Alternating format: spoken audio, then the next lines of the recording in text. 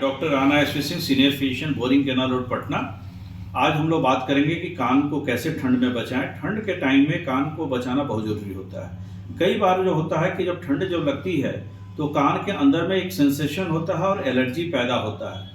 लेकिन कान में ज़्यादातर इन्फेक्शन माउथ से होता है। जब माउथ में आएगा तो एक ट्यूब के द्वारा जो कान में जाता है, जब अगर गला में आपको इन्फेक्शन हो गया, नाक में इन्फेक्शन हो गया, तो वैसी स्थिति में आपका फ्लू हो गया या राइनोरिया है, तो आपका जो है इन्फ्लुएंजा है, बहुत सारी बीमारियां जो होती हैं, तो अगर सही समय पर ठीक नहीं करेंगे तो कान में आपका एलर्जी पैदा होता है। दूसरा, कितना लोग म्यूजिक जो है कान में लगा के जो साउंड करते हैं तो उसका ड्रम भी नुकसान होना शुरू हो जाता है, और जब ड्रम ज़्यादा लगेगी तो टेनिटस बीमारी होगी। तो वैसी स्थिति में क्या होता है, आपका जो कान का साउंड कम होगा। इसलिए आपको उस सबको देखेंगे कि सबसे बचना होगा। और कान में जब भी किसी भी प्रकार का एलर्जी होगा तो ध्यान देना होता है कि क्या वो सिर्फ एलर्जी है, वायरस है, बैक्टीरियल है या फंगस है। तो उसके हिसाब से आपका ट्रीटमेंट का एक अलग अलग हम लोग जो पैरामीटर रखते हैं ठंडा से उसको बचाने के साथ साथ उसमें दवा के लिए।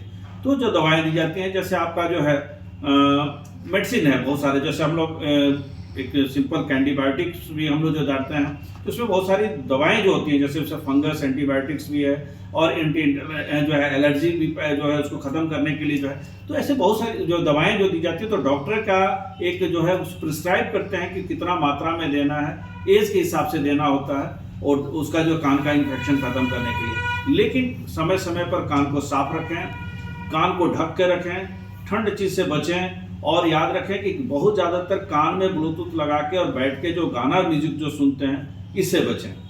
धन्यवाद।